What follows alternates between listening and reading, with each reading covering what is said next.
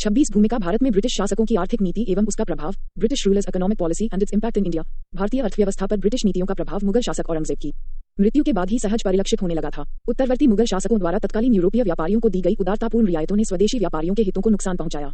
अंग्रेजों ने प्लासी 1757 और बक्सर 1764 युद्ध के बाद भारतीय व्यापार पर अपना एकाधिकार स्थापित कर लिया।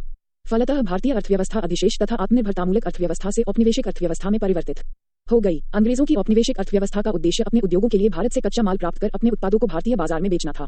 अंग्रेजों ने भारतीय अर्थव्यवस्था से संबंधित सभी पक्षों का केवल अपने हितों की पूर्ति हेतु प्रयोग किया। परिणामस्वरूप भारत एक निर्यातक देश से आयातक देश बन गया। भारत में ब्रिटिश उपनिवेशवाद के विभिन्न चरण। उपनिवेशवाद एक विस्तारवादी अवधारणा है जिसके तहत किसी देश का आर्थिक शोषण एवं उत्पीड़न होता है। इसके तहत एक राष्ट्र द्वारा किसी अन्य राष्ट्र की राजनीतिक, आर्थिक, सामाजिक एवं सांस्कृतिक संरचना पर नियंत्रण किया जाता है। नियंत्रण करने वाला देश मात्र देश कहलाता इस तरह है। उपनिवेश के अंदर बनाई गई नीतियों का मुख्य लक्ष्य मात्र देश औपनिवेशिक शक्ति को लाभ पहुंचाना होता है। इस दृष्टि से ब्रिटिश ने अपने भारतीय उपनिवेश से आर्थिक लाभ प्राप्त करने के लिए समय समय पर विभिन्न नीतियां बनाई। भारत में ब्रिटिश उपनिवेशवाद को 3 चरणों में विभक्त किया जा सकता है। उपनिवेशवाद का प्रथम चरण वाणिज्यिक पूंजीवाद 1757। 1813 1757 में प्लासी युद्ध के बाद इंग्लैंड की ईस्ट इंडिया कंपनी ने बंगाल पर प्रभुत्व स्थापित कर लिया।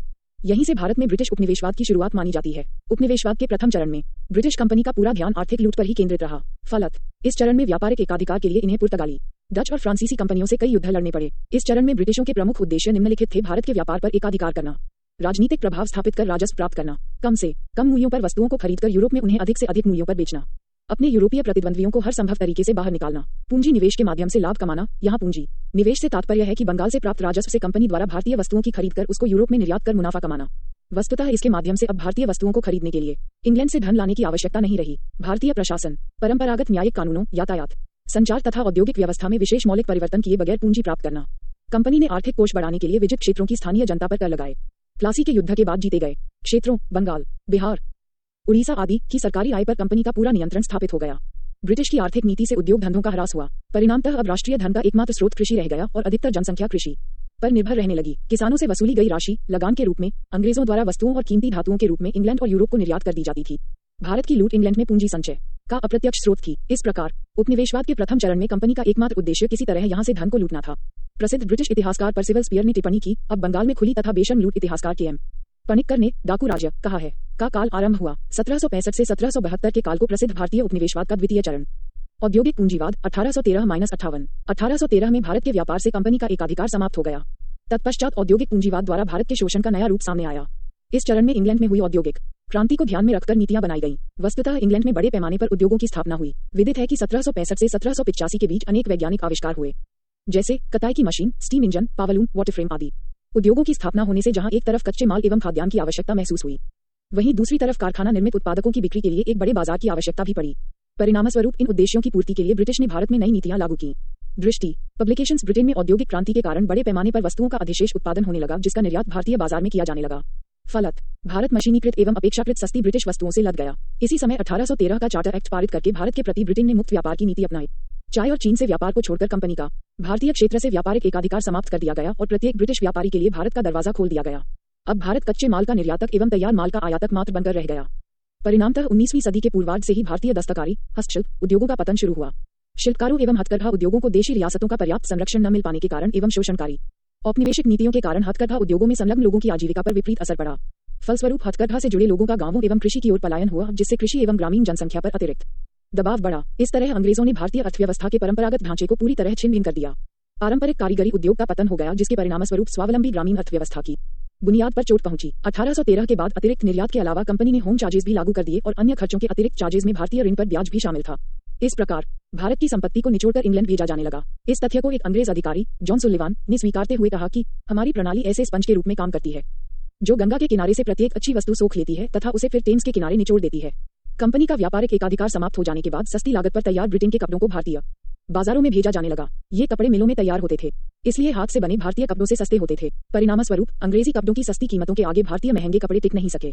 फलत भारतीय वस्त्र उद्योग का पतन हुआ। आर्थिक क्षेत्र में परिवर्तन एवं कच्चे माल के लिए अधिक से अधिक उत्पादन के लक्ष्य से अंग्रेजों ने भूमि व्यवस्था में प्रयोग करने शुरू किए। फलतः स्थायी बंदोबस्त, रैयतवाड़ी बंदोबस्त जैसी नई व्यवस्थाएं अपनाई गईं। स्मरणीय है कि जहां एक ओर स्थायी बंदोबस्त अंग्रेजों की दूरगामी नीति का हिस्सा था, वहीं दूसरी ओर रैयतवाड़ी व्यवस्था भारत के किसानों के शोषण की चरम अवस्था थी। देश में खाद्यान्न फसलों की जगह अब वाणिज्यिक फसलों को अधिक उगाया जाने लगा।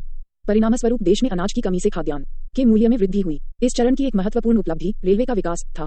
हालांकि रेलवे का विकास भारत की प्रगति की दृष्टि से नहीं बल्कि अंग्रेजों की सामरिक एवं आर्थिक आवश्यकताओं के कारण किया गया था। ऐसा इसलिए क्योंकि भारत से कच्चे माल के निर्यात और भारत में ब्रिटिश शासकों की आर्थिक नीति एवं उसका प्रभाव कारखानों में उत्पादित माल के आयात तथा इसके आंतरिक विक्रय के लिए देश में परिवहन साधनों के विकास की आवश्यकता थी। इसके विकास का दूसरा कारण ब्रिटिश साम्राज्य की सुरक्षा हेतु सेना को दूर दराज के क्षेत्रों तक पहुंचाना था, ताकि ब्रिटिश साम्राज्य के विरुद्ध होने वाले किसी भी विद्रोह को बिना किसी विलंब के कुचला जा सके। होम चार्जेस, गृह व्यय। भारत से इंग्लैंड की ओर धन का बहिर्गमन होम चार्जेस के रूप में भी होता था। लंदन में इंडिया ऑफिस, भारत सचिव के ऑफिस का खर्च, भारत में कार्यरत अंग्रेज कर्मचारियों, सिविल और सैन्य के वेतन तथा पेंशन, कंपनी के शेयर होल्डर्स को दिया जाने वाला इंसेंटिव, प्रोत्साहन राशि, भारतीय सार्वजनिक ऋण एवं रेलवे पर लगाई गई पूंजी पर दिया गया ब्याज, भारत में लड़े गए युद्धों पर होने वाला व्यय, सैन्य खरीदारी इत्यादि होम चार्जेस के प्रमुख संघटक थे। परिणाम, कच्चे माल के निर्यात को बढ़ावा देने के लिए कृषि के वाणिज्यीकरण पर बल दिया गया, जिसमें नील, कपास, अफीम, चाय, जूट, कॉफी आदि के उत्पादन हेतु कृषकों को मजबूर किया गया। फलतः भारत में खाद्यान्न की कमी बढ़ने लगी। आधुनिक पाश्चात्य शिक्षा पर बल दिया गया, जिससे भारतीय शिक्षा व्यवस्था में असमानता आए। भारतीय हस्तशिल्प कुटीर उद्योग का पतन होने लगा। उद्योग धंधों का विनाश होने से भारत में गरीबी, बेरोजगारी, भूखमरी आदि में अप्रत्याशित बढ़ोतरी हुई। 11 महत्वपूर्ण कथन। Karl Marx. विश्व के कपड़ों के घर को विदेशी कपड़ों से भर दिया गया। Lord William Bentinck. बुनकरों की हड्डियों से भारत की भूमि सफेद हो गई। इतिहास। रेलवे का विकास। 1846 में लॉर्ड हॉर्डिंग द्वारा सैन्य यातायात हेतु पहली बार भारत में रेलवे के विकास की बात की गई। भारत में रेलवे के विकास का प्रथम चरण 1849 से 1864 तक माना जाता है। 1849 में पहली रेलवे लाइन कलकत्ता से रानीगंज तक बिछाई गई। 1853 में डलहौजी मेमो से रेलवे के विकास में तीव्रता आई और उल्लेखनीय यह है कि निवेश की शुरुआत सार्वजनिक कंपनियों ने नहीं बल्कि निजी कंपनियों ने की। निवेश को आकर्षित करने के लिए उन्हें 5% ब्याज की गारंटी दी गई। 1853 में पहली रेल बंबई से ठाणे के बीच चलाई गई। 1856 में भारत में विदेशी निवेश की शुरुआत रेलवे के संदर्भ में ही हुई। सार्वजनिक ऋण द्वारा धन एकत्र किया गया। 1869 तक रेलवे प्रबंधन के लिए 33 कंपनियां थीं, जिनमें 24 निजी, 5 सरकारी व 4 देशी रियासतों की थीं। 272 भारत में ब्रिटिश शासकों की आर्थिक नीति एवं उसका प्रभाव। इन कंपनियों से यह समझौता हुआ था कि 25 साल बाद रेलवे लाइन सरकार को सौंप दी जाएगी। राज्य सरकार ने राज्य के द्वारा रेलवे निर्माण व स्वामित्व पर बल दिया। 1879 में लिटन के कार्यकाल में सबसे पहले पूर्वी रेलवे को खरीदा गया। 1903 में कर्जन ने थॉमस रॉबर्टसन के नेतृत्व में एक रेलवे बोर्ड की स्थापना की, जिसने इससे संबंधित कई अनुशंसाएं प्रस्तुत की। स्मरणीय है कि रेलवे का तीव्रतम विकास कर्जन के शासनकाल में हुआ। एकबर्ट आयोग 1921-22 की रिपोर्ट के आधार पर 1925 में रेलवे बजट को आम बजट से अलग कर दिया गया। 1947 में आजादी से पहले केसी नियोगी की अध्यक्षता में रेलवे वित्त से संबंधित तथ्यों के निरीक्षण के लिए एक समिति का गठन हुआ। टिप्पणियां। Karl Marx. जिस देश में लोहा व कोयला मौजूद हो वहां अगर तकनीक पहुंचा दी जाए तो उस देश को आधुनिकीकरण से नहीं रोका जा सकता। अर्नल्ड। भारत में रेलवे ने वह कर दिखाया जो अकबर व टीपू जैसे निरंकुश शासक न कर पाए। वे भारत को एकीकृत न कर सके। तिलकर। भारत में अंग्रेजों द्वारा रेलवे के विकास पर खुश होना ऐसा ही है जैसे दूसरे की पत्नी के अलंकार को देखकर खुश होना। उपनिवेशवाद का तृतीय चरण। वित्तीय पूंजीवाद 1858-1947। उपनिवेशवाद का ये चरण प्रथम 2 चरणों की ही तार्किक परिणति था, जिसके अंतर्गत उन चरणों की शोषण प्रक्रिया तो जारी रही, किंतु उसके स्वरूप में परिवर्तन आ गया। 1857 के विद्रोह, अंतर्राष्ट्रीय परिदृश्य में बदलाव, इंग्लैंड के बाहर अन्य यूरोपीय देशों में बढ़ते औद्योगिकरण से प्रतिस्पर्धा आदि कारणों ने भारत में उपनिवेशवाद के एक नवीन चरण को जन्म दिया, जिसे वित्तीय पूंजीवाद की संज्ञा दी जाती है। ब्रिटिश निवेशकों ने इस चरण के दौरान निवेश के लिए जिन क्षेत्रों को चुना उसमें वित्त बाजार प्रमुख था। इसके तहत बैंकों तथा बीमा कंपनियों की स्थापना की गई। निवेश के अन्य क्षेत्रों में चाय, कॉफी, रबड़ के बागान, जूट उद्योग तथा जहाजरानी प्रमुख थे। सबसे रोचक पहलू इस वित्तीय पूंजीवाद के दौरान ये रहा कि ब्रिटिश निवेशकों ने उन उद्योगों, सूती वस्त्र, इस्पात में निवेश नहीं किया जो आगे चलकर ब्रिटिश कंपनियों से ही प्रतिस्पर्धा करते। वित्तीय पूंजीवाद के दुष्परिणामों ने भारतीय अर्थव्यवस्था को पहले से भी अधिक खोखला बना दिया। इस दौरान भारतीयों को सार्वजनिक ऋण पर ब्याज की अदायगी करनी पड़ी, जिससे पूंजी निर्माण व निवेश की प्रक्रिया कमजोर होती चली गई। स्वदेशी उद्योगों तथा कृषि के विकास को इस विदेशी वित्तीय पूंजीवाद ने पनपने नहीं दिया। फलतः भारतीय अर्थव्यवस्था ब्रिटिश अर्थव्यवस्था से संलग्न एक औपनिवेशिक अर्थव्यवस्था मात्र बनकर रह गई। परिणाम, वित्तीय पूंजीवाद के दुष्प्रभावों ने भारतीय अर्थव्यवस्था को पहले से अधिक खोखला बना दिया। सार्वजनिक ऋण पर भारत को ब्याज व लाभांश भी देना पड़ता था। भारतीयों को स्वशासन एवं राजनीतिक हिस्सेदारी के लिए अयोग्य माना जाने लगा। आधुनिक समाज, संस्कृति एवं राजनीतिक विचारों को हतोत्साहित किया गया, क्योंकि इससे उपनिवेशवाद विरोधी विचारों के पनपने का खतरा था। भारतीय हितों और भारत की सामाजिक, आर्थिक एवं राजनीतिक प्रगति तथा ब्रिटिश उपनिवेशवाद की टक्कर ने एक शक्तिशाली राष्ट्रीय आंदोलन को जन्म दिया। भारत में ब्रिटिश शासन के अंतर्गत भू राजस्व व्यवस्था, भारत में ब्रिटिश साम्राज्यवाद के विस्तार और सुदृढ़ीकरण हेतु कंपनी को अत्यधिक धन की जरूरत थी। कच्चे माल की खरीदारी, सिविल तथा सैनिक अधिकारियों के वेतन तथा भारतीय ग्रामों व दूरदराज के क्षेत्रों में अधिकार के लिए कंपनी को भारतीय राजस्व की आवश्यकता थी, जिसका प्रमुख स्रोत भू राजस्व था। 18वीं सदी के उत्तरार्ध की राजनीतिक अस्थिरता ने ग्रामों के सामान्य जीवन पर प्रतिकूल प्रभाव डाला। 1765 में कंपनी को बंगाल, बिहार और उड़ीसा सूबे के दीवानी अधिकार मिल जाने पर राजस्व वसूली के लिए इन क्षेत्रों में अलग अलग दीवान नियुक्त किए गए। इन नायब दीवान द्वारा लगान वसूली का कार्य ठेकेदारों को दे दिया गया। इसके माध्यम से ठेकेदारों ने मनमाना कर कृषकों से वसूल किया और कंपनी को उनके द्वारा निश्चित रकम अदा की गई। इस व्यवस्था में जमींदार भी ठेकेदारों के नियंत्रण में आ गए, जिसने उनकी वित्तीय स्थिति को बिगाड़ दिया। कालांतर में लगान व्यवस्था में व्याप्त विसंगतियों के कारण वारेन हेस्टिंग्स ने 1772 में बंगाल में द्वैध शासन का अंत कर राजस्व वसूली का काम स्वयं कंपनी की रेख में शुरू किया। इजारेदारी प्रथा, फॉर्मिंग सिस्टम। 1772 में एक 5 वर्षीय इजारेदारी प्रथा चालू की गई। इस नई व्यवस्था, फॉर्मिंग सिस्टम के अनुसार नीलामी में सबसे अधिक बोली लगाने वाले को भू राजस्व वसूली का ठेका दिया जाता था। इस पद्धति में जमींदारों को अलग रखा गया क्योंकि वारेन हेस्टिंग्स का मानना था कि इसमें जमींदारों को शामिल करने का अर्थ होगा सरकार का भू राजस्व की एक बड़ी दर से वंचित रह जाना। परंतु इस व्यवस्था के भी परिणाम हानिकारक रहे। इससे भू राजस्व की रकम तो बढ़ गई पर वास्तविक वसूली प्रतिवर्ष घटती बढ़ती रहती थी। ये योजना भी कृषि की उन्नति, कृषकों का शोषण, बंद 273 दृष्टि पब्लिकेशंस करने और कंपनी की धन की आवश्यकताओं की पूर्ति नहीं कर सकी। चूंकि जमींदारों का ग्रामीण क्षेत्रों में वर्चस्व था और वे भू राजस्व के विशेषज्ञ थे, अतः उनके सहयोग के बिना ये योजना सफल न हो सकी। इस 5 वर्षीय ठेकेदारी योजना के असफल होने के बाद वारेन हेस्टिंग्स ने 1776 में इसे 1 वर्षीय कर दिया। अब ठेकेदारी 1 वर्ष के लिए ही दी जाती थी। इसमें जमींदारों को प्राथमिकता दी गई। इसी समय ब्रिटेन अपना अमेरिकी उपनिवेश खो चुका था, अतः वह भारतीय उपनिवेश को मजबूत बनाने की ओर प्रयासरत था। इन्हीं परिस्थितियों में वारेन हेस्टिंग्स के बाद बंगाल के गवर्नर जनरल के रूप में कॉर्नवालिस का आगमन हुआ। लॉर्ड कॉर्नवालिस ने यह अनुभव किया कि कृषि अर्थव्यवस्था में गिरावट के कारण कंपनी की राजस्व दर में उतार चढ़ाव आ रहा है। फलतः भू राजस्व के लिए नई व्यवस्था को लाया गया। जमींदारी स्थायी इस्तमरारी व्यवस्था। 1790 में कॉर्नवालिस ने एक 10 वर्षीय भू राजस्व व्यवस्था लागू की, जिसमें भूमि का स्वामी तथा लगान वसूली का अधिकारी जमींदार को ही माना गया।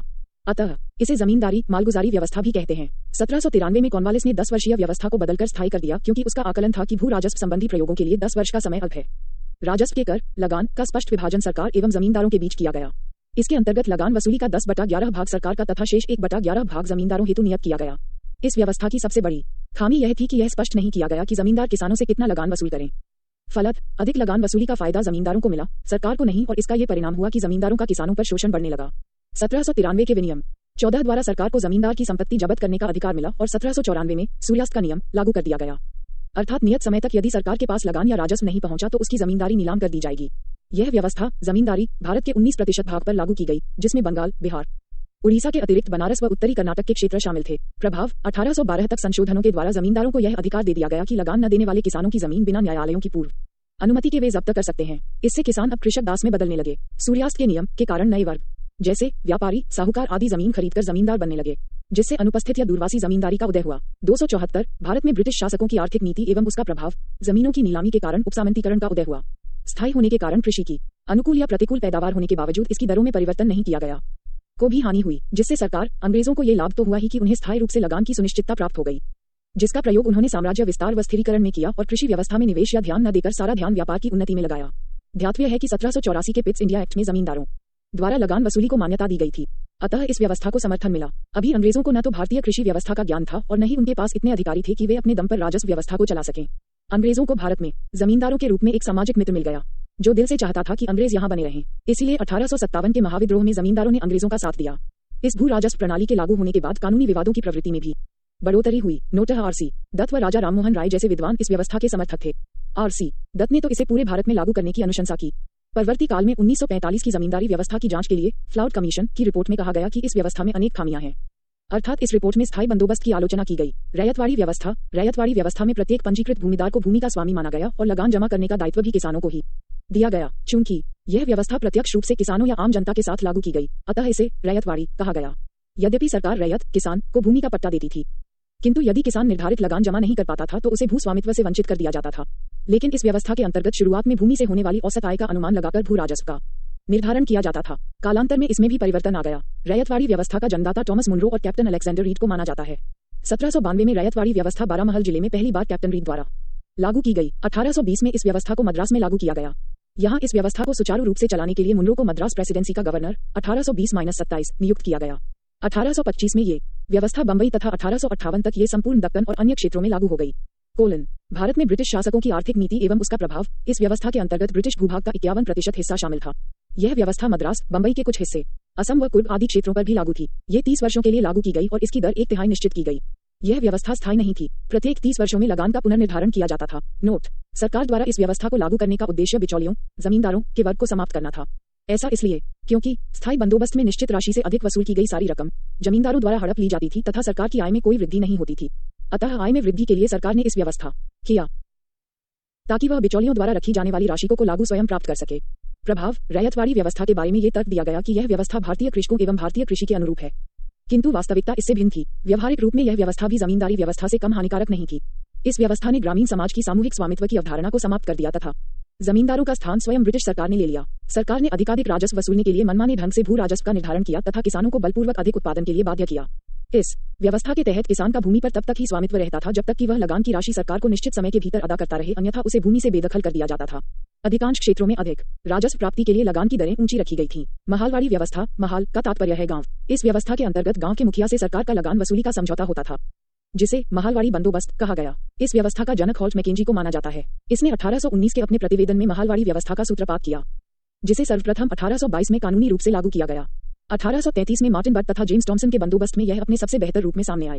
यह व्यवस्था मध्य प्रांत, गंगा घाटी, उत्तर प्रदेश, आगरा, अवध एवं पंजाब में लागू की गई तथा इस व्यवस्था के अंतर्गत ब्रिटिश भारत की भूमि का 30% भाग सम्मिलित था। इस व्यवस्था के अंतर्गत भू राजस्व का निर्धारण समूचे ग्राम के उत्पादन के आधार पर किया जाता था तथा महाल के समस्त भूस्वामियों के भू राजस्व का निर्धारण संयुक्त रूप से किया जाता था।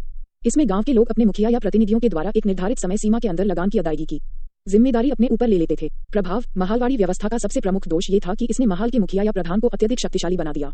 किसानों को भूमि से बेदखल कर देने के अधिकार से उनकी शक्ति अत्यधिक बढ़ गई। इस व्यवस्था का दूसरा दोष ये था कि इससे सरकार एवं किसानों के प्रत्यक्ष संबंध समाप्त हो गए। इस पद्धति के अंतर्गत लगान का निर्धारण अनुमान पर आधारित था और इसकी विसंगतियों का लाभ उठाकर कंपनी के अधिकारी अपनी स्वार्थ सिद्धि में लग गए तथा कंपनी को लगान वसूली पर अधिक खर्च करना पड़ा। परिणामस्वरूप यह व्यवस्था बुरी तरह विफल रही। ब्रिटिश काल में भारतीय अर्थव्यवस्था से जुड़ी कुछ प्रथाएं। 1. तिनकठिया प्रथा। इस प्रथा के अंतर्गत चंपारण, बिहार के किसानों को अपने अंग्रेज बागान मालिकों के अनुबंध पर अपनी जमीन के करीब 3/20 भाग पर नील की खेती करना अनिवार्य होता था। 2. ददनी प्रथा। इस प्रथा के अंतर्गत ब्रिटिश व्यापारी भारतीय उत्पादकों, कारीगरों एवं शिल्पियों को एक मामूली सी रकम अग्रिम या पेशगी देकर करारनामा लिखा लेते थे, जो बाजार भाव से बहुत कम दाम पर हुआ करता था। 3. दुबला हाली प्रथा। ये प्रथा भारत के पश्चिमी क्षेत्र, मुख्यतः सूरत में प्रचलित थी, जिसके अंतर्गत दुबला तथा हाली कहलाने वाले भूदास अपने मालिकों को ही अपनी संपत्ति का और स्वयं का संरक्षक मानते थे। हाली प्रथा का संबंध बंधुआ मजदूरी से था। निष्कर्ष: अंग्रेजों द्वारा भारत के अलग अलग क्षेत्रों में अलग अलग समय पर विभिन्न भू राजस्व नीतियों को लागू किया गया, किंतु इन सभी ब्रिटिश भू राजस्व नीतियों का मूल उद्देश्य अधिकतम भू राजस्व की प्राप्ति करना था। फलतः ऐसी स्थिति में भू राजस्व की जो भी पद्धति लागू की गई उसमें किसानों का अत्यधिक शोषण हुआ। चूंकि किसान गांवों में रहता था और भारत की बहुसंख्यक जनता कृषि से संलग्न थी, अतः किसानों के निर्धनीकरण से गांव निर्धन हुए। परिणामत: ब्रिटिश भू राजस्व नीतियों से जो असंतोष उपजा उसे समय समय पर होने वाले किसान एवं जनजाति विद्रोह के रूप में देखा जा सकता है। कृषि का वाणिज्यीकरण। कृषि का वाणिज्यीकरण एक ऐसी प्रक्रिया है जिसके अंतर्गत खाद्यान्न फसलों के स्थान पर बाजार आधारित फसलों को उपजाया जाता है, जैसे कपास, तंबाकू आदि। एडम स्मिथ के अनुसार वाणिज्यीकरण उत्पादन को प्रोत्साहन देता है तथा इसके परिणामस्वरूप समाज में समृद्धि आती है, किंतु औपनिवेशिक शासन के अंतर्गत लाए गए वाणिज्यीकरण ने जहां ब्रिटेन को समृद्ध बनाया, वहीं भारत के संदर्भ में इसका प्रतिकूल असर हुआ। 275 ब्रिटिश शासन के अंतर्गत कृषि के वाणिज्यीकरण को जिन कारणों ने प्रेरित किया वे निम्नलिखित थे। भारत में भू राजस्व की रकम अधिकतम निर्धारित की गई थी। परंपरागत फसलों के उत्पादन के आधार पर भू राजस्व की इस रकम को चुका पाना किसानों के लिए संभव नहीं था। ऐसे में नकदी फसल के उत्पादन की ओर उनका उन्मुख होना स्वाभाविक था। ब्रिटेन में औद्योगिक क्रांति प्रारंभ हो गई थी तथा ब्रिटिश उद्योगों के लिए बड़ी मात्रा में कच्चे माल की जरूरत थी। ये सर्वविदित है कि औद्योगिकरण के लिए एक सशक्त कृषि आधार का होना जरूरी है। ब्रिटेन में यह आधार कमजोर होने के कारण ब्रिटेन में होने वाले औद्योगिकरण के लिए भारतीय कृषि अर्थव्यवस्था का व्यापक दोहन किया गया। किसानों में मुनाफा प्राप्त करने की उत्प्रेरणा भी कृषि के वाणिज्यीकरण को प्रेरित करने वाला एक कारक माना जाता है। औपनिवेशिक सरकार ने भारत में उन्हीं वाणिज्यिक फसलों को बढ़ावा दिया जिनकी उन्हें जरूरत थी। उदाहरण स्वरूप, कैरेबियाई देशों से नील के आयात की निर्भरता को समाप्त करने के लिए उन्होंने भारत में नील की खेती को बढ़ावा दिया। इसी प्रकार चीन को निर्यात करने के लिए भारत में अफीम के उत्पादन पर जोर दिया गया। इसी तरह इटालियन रेशम पर अपनी निर्भरता कम करने के लिए बंगाल में मलबरी रेशम के उत्पादन पर जोर दिया गया। कृषि के वाणिज्यीकरण के व्यापक प्रभाव पर दृष्टिपात करें तो यह स्पष्ट हो जाता है कि यह अधिकांश भारतीय किसानों पर थोपी गई प्रक्रिया थी। औपनिवेशिक सत्ता के अंतर्गत लाई गई इस व्यवस्था ने भारत में अकाल और भुखमरी की बारंबारता बढ़ा दी। किसान अब बिचौलियों और मध्यस्थों के बीच कठपुतली बनकर रह गए। ऐसा इसलिए क्योंकि जब अंतर्राष्ट्रीय बाजार में व्यावसायिक फसलों की मांग में तेज वृद्धि होती तो इसका लाभ मध्यस्थ और बिचौलियों को प्राप्त होता, लेकिन इसके विपरीत नुकसान, मंदी की स्थिति में इसकी मार किसानों को ही झेलनी पड़ती। निष्कर्षतः कृषि के वाणिज्यीकरण से ग्रामों में ऋणग्रस्तता बढ़ी, अकाल पड़े और दक्कन में कृषि दंगे हुए। इस वाणिज्यीकरण से कृषि को कोई लाभ नहीं हुआ। 20वीं सदी में नील की खेती का ह्रास। 20वीं सदी की शुरुआत में नील के निर्यात में बहुत कमी देखी गई।